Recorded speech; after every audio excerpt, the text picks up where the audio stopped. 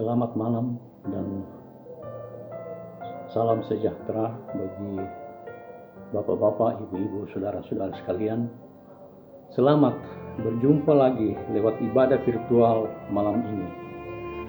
Walaupun kita masih diliputi situasi yang tidak kondusif karena pandemi corona, namun kita yakin dan percaya bahwa kasih dan karunia Tuhan tetap ada di setiap keluarga kita. Di tengah pergumulan yang sedang kita alami, maka pada malam hari ini Tuhan memperkenankan kita untuk membaca, mendengarkan, bahkan merenungkan firman-Nya yang saya pilih dari kitab Kejadian pasalnya yang ke-41 ayat 25 sampai 36. Sebelumnya mari kita berdoa. Terima kasih ya Bapa di surga. Tuhan memperkenankan kami lagi bertemu lewat ibadah virtual pada malam hari ini.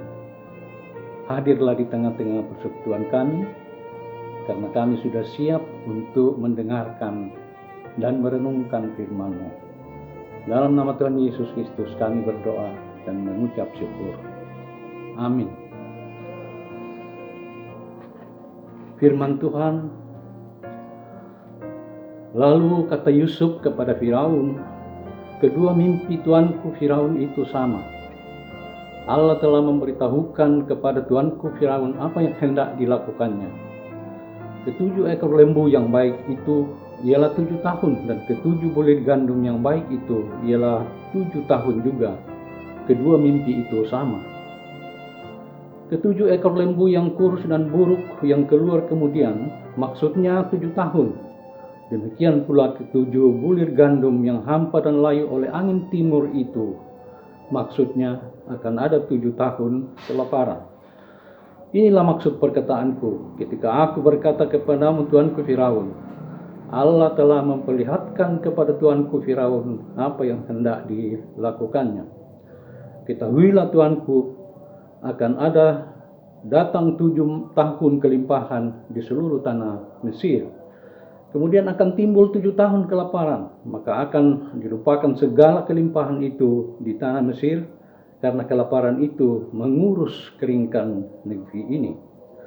Sesudah itu akan tidak kelihatan lagi bekas-bekas kelimpahan di negeri ini, karena kelaparan itu, sebab sangat hebatnya kelaparan itu.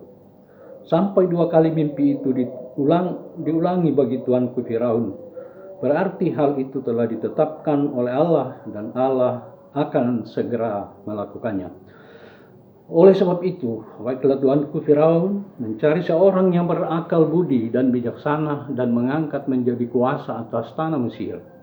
Baiklah juga tuanku Firaun berbuat begini, yakni menempatkan penili-penili atas negeri ini, dan dalam ke-7 tahun kelimpahan itu memungut 1/5 dari hasil tanah Mesir. Mereka harus mengumpulkan segala bahan makanan dalam tahun-tahun baik yang akan datang ini, dan dibawa kekuasaan tuanku Firaun, menimbun gandum di kota-kota sebagai bahan makanan serta menyimpannya. Demikianlah segala bahan makanan itu menjadi persediaan untuk negeri ini, dan ke-7 tahun kelaparan yang akan terjadi di tanah Mesir, supaya negeri ini jangan binasa karena kelaparan. Amin.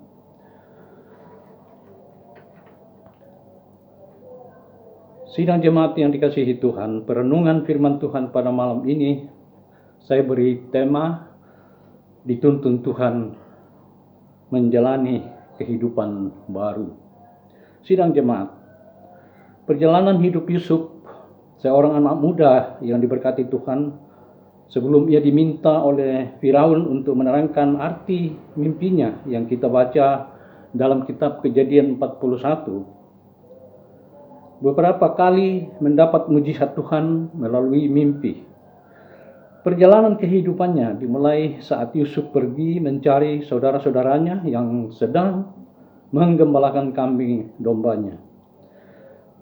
Mereka kemudian memasukkannya ke dalam sebuah sumur tua, kemudian dijual ke pedagang Mesir, dan selanjutnya dijual lagi kepada Potifar sebagai seorang budak. Di rumah Potifar ia difitnah oleh istri Potifar karena tidak mau berbuat dosa sehingga ia harus dijebloskan ke dalam penjara. Dari penjara dia diminta oleh Firaun untuk menerangkan arti mimpinya, karena tidak ada seorang pun ahli dan orang berilmu di Mesir pada saat itu yang dapat mengartikan mimpi itu kepada Firaun. Dengan segala kerendahan hati Yusuf tampil dan mengatakan, bukan sekali-kali aku, melainkan Allah juga yang akan memberitakan kesejahteraan kepada tuanku Firaun. Ketujuh ekor lembu yang gemuk dan 7 bulir gandum yang baik menunjukkan akan ada 7 tahun kelimpahan di Mesir. Sedangkan 7 ekor lembu yang kurus dan 7 bulir gandum yang hampa dan layu menunjukkan akan ada 7 tahun kelaparan yang sangat hebat. Bukan hanya sekedar mengartikan mimpi itu kepada Firaun, tetapi sekaligus Yusuf juga memberi saran untuk menempatkan penilik di Mesir mengumpulkan bahan-bahan makanan dalam 7 tahun berkelimpahan, menimbunnya, menyimpannya untuk persediaan dalam 7 tahun kelaparan yang akan terjadi di Mesir. Akhirnya Yusuf dipercaya dan diangkat menjadi penguasa atas seluruh tanah Mesir. Sidang jemaat Tuhan, setelah lebih dari 3 bulan kita hidup dalam masa pandemi COVID-19, banyak kalangan yang mencoba membuat analisis tentang hal-hal yang sedang dan akan terjadi dalam kehidupan kita. Hasil analisisnya dikemukakan antara lain, dalam dunia pendidikan mulai dari SD hingga perguruan tinggi kini dipaksa memberlakukan pelajaran daring atau dalam jaringan. Guru dan dosen pun dipaksa harus belajar menyiapkan materi kuliah dan ujian daring. Pelajar dan mahasiswa pun harus siap belajar dengan cara baru dan bahkan harus siap dengan ekstra kuota internet.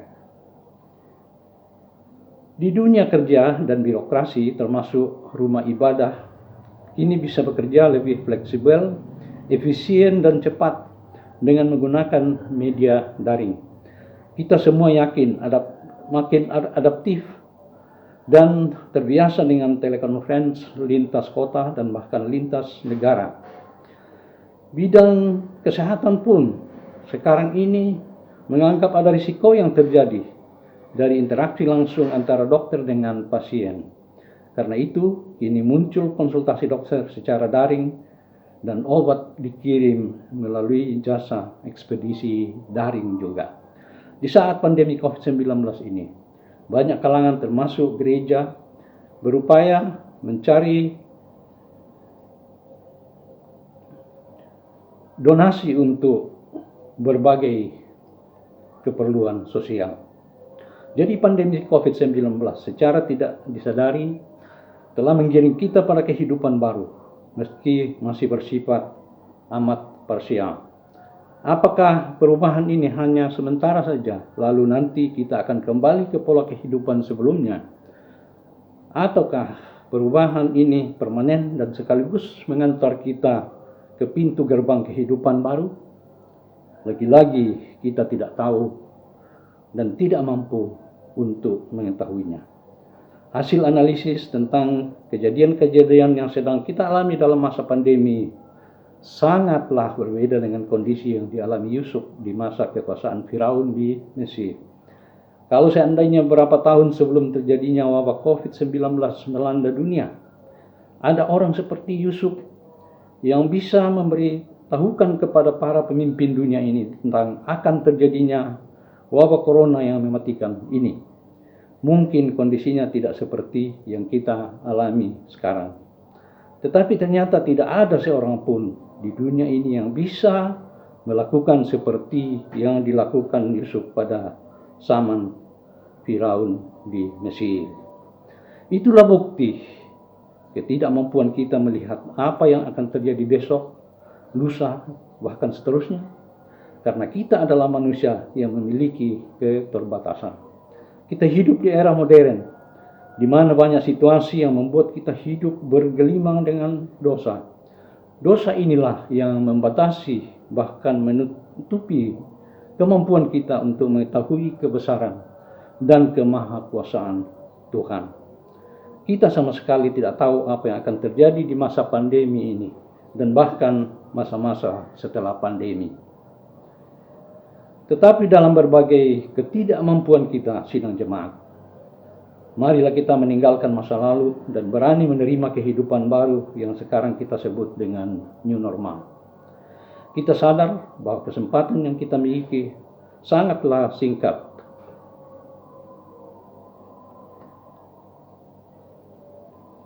Seperti uap yang sebentar saja kelihatan, lalu lenyap. Kita harus berserah dan bersandar kepada kehendak Tuhan, karena segala sesuatu berada di bawah kuasanya. Bahkan kesempatan untuk melakukan apa yang kita rencanakan pun berada di bawah kehendaknya. Pengorbanan dari Yesus di kayu salib akan memulihkan ketidakmampuan kita akibat karena dosa kita, dan dirubahnya menjadi kehidupan baru yang diberkati Tuhan. Mari sidang jemaat Tuhan, kita terus berharap dan berupaya, jangan menyerah kepada keadaan. Mari berdoa dan tetap percaya bahwa Tuhan akan selalu menuntun kita menjalani kehidupan baru. Dan biarlah prinsip ini selalu ada dalam hidup kita selaku umat Tuhan, kini dan masa yang akan datang. Tuhan memberkati dan menyertai selalu dalam kehidupan kita. Sebelum kita berdoa, mari kita menyimak sebuah lagu pujian berikut ini.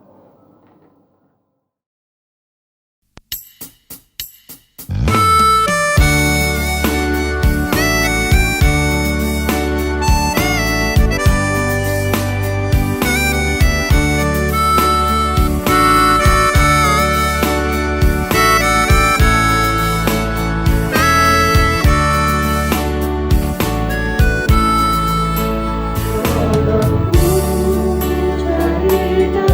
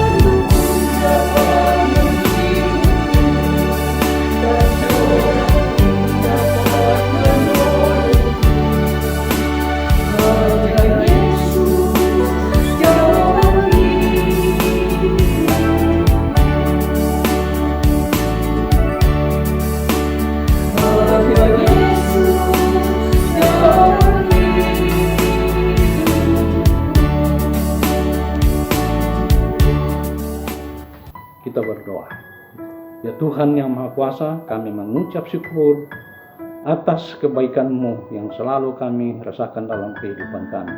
Sebagai anggota keluarga, anggota jemaat, bahkan anggota masyarakat, kami mohon kiranya pemeliharaan dan kemurahan-Mu terus Engkau nyatakan dalam kehidupan setiap orang, terkhusus sidang jemaat-Mu di jemaat Tiatira Meringkei. Kami doakan hamba-Mu, Pendeta Robina Nambal, sebagai gembala jemaat-Mu, agar hikmat dan pemeliharaan-Mu selalu Engkau nyatakan dalam kehidupan keluarganya, juga dalam upaya menyelesaikan studinya.